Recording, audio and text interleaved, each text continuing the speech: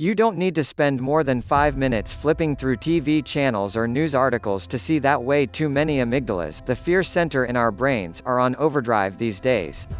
Stock markets have plummeted, schools have halted normal operations, and group meetings and social functions are all cancelled. As we know, fear and stress can put us into a state of fight or flight and elicit a constant state of unease. Not only does this way of being feel bad, it also leaves us more vulnerable to illness and slower to heal. Though we don't know how long the coronavirus crisis will last, one thing is certain: we can't stay in a fight or flight state for the duration. So, what will calm your amygdala and build your immunity in a way that renders you less susceptible to illness, at this time when good health is our greatest asset?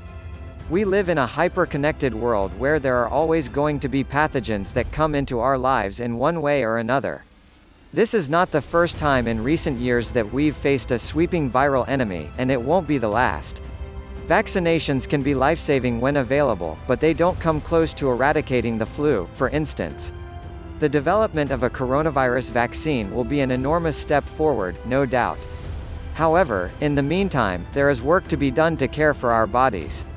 Giving the brilliant, highly specialized cells of your immune system all they need in order to flourish can't guarantee you won't get the virus, but will help you build a strong baseline of health and recover faster if you do become sick. When the body's immune cells receive the nutrients they need, they function crisply and efficiently, warding off threats and not allowing harmful pathogens to take root. We have come a long way in understanding pathogens. 160 years ago, we still believed in the spontaneous generation of microbes, including viruses. The word spontaneous in this context means without cause.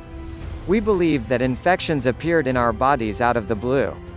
We also still had more of a tendency to see illness as a moral affliction, a judgment from God. The French chemist Louis Pasteur helped us take a huge step forward from these lines of thought when, in the 1860s, he definitively proved the existence of germs as the cause of disease. Our takeaway from this discovery was kill the germ. Simple, right? But sometimes simple is too good to be completely true, and, in this case, there's more to the story.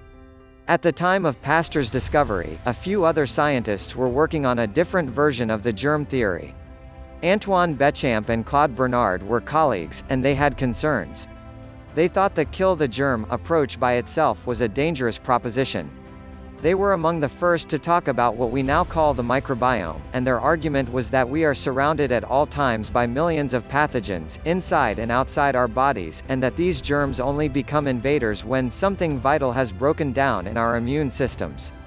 They argued that germs are attracted to diseased tissue, but are not the cause of diseased tissue, just as mosquitoes are attracted to stagnant water, but are not the cause of the stagnant water.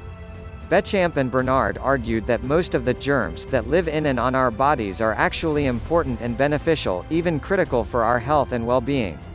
When the body's immune cells receive the nutrients they need, they function crisply and efficiently, warding off threats and not allowing harmful pathogens to take root. In a speech to a group of students and physicians, Bernard declared, "The terrain is everything, the germ is nothing." He then lifted a glass of water, contaminated with deadly cholera bacteria, and drank it. He didn't get sick, proving that his terrain was as healthy as he claimed it was. He made his point: germs don't cause disease. Establishing a foundation of health and vitality, free of toxins, and fostering a strong, balanced immune system, he argued, was more important than killing pathogens. For the past 17 years, I have interviewed people with medical evidence for recovery from incurable illnesses. Like the now disproven idea of spontaneous generation, there's also nothing spontaneous about spontaneous remission. In cases that were previously considered flukes with no medical or scientific value, there are actually identifiable factors associated with how these individuals created abundant health and vitality in the face of great odds. The healing of their immune systems is a critical part of their stories. Food is either medicine or poison, depending on what it contains, so you want to eat a clean diet. Don't over-medicate. Flush your lymphatic system regularly with lots of water. Get plenty of rest. It turns out that you don't have a heart problem, a diabetes problem, a blood pressure problem, a cancer problem, or an autoimmune problem as much as you have a chronic inflammation problem. Chronic inflammation is an immune system gone awry, damaging the body it was designed to protect. If you want to decrease the amount of chronic inflammation in your body, then you need to heal your immune system. You have an amazing immune system, with brilliant cells and cell subtypes, all of which want to unleash their superpowers and keep you healthy and vital.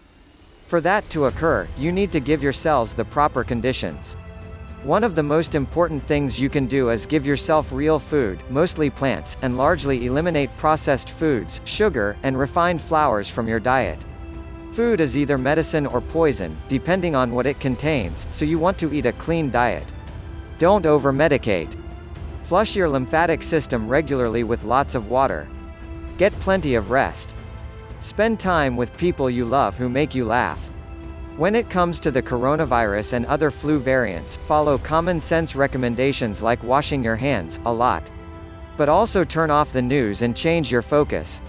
The strength of your team of natural disease-fighting cells within your immune system is also directly linked to how you manage stress, how you manage your relationships and past traumas, and even how much you understand your value and invest in living your own authentic, best life.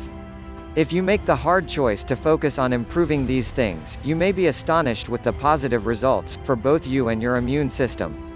The coronavirus, like so many other seasonal flus and viruses we live with, is probably going to be around for the long haul, and your focus needs to be on building an immune system that can take on all comers. Let's use the coronavirus threat as impetus for facing a truer reality, using medications and vaccinations wisely, and also doing the hard, deeply gratifying work of building health and vitality from the ground up. Even Louis Pasteur recanted on his deathbed, after a lifetime of fighting. Bernard was right, he said, referring to the man who boldly drank the glass of cholera. The pathogen is nothing, the terrain is everything. In the days and months to come, we are going to learn so much more about COVID-19.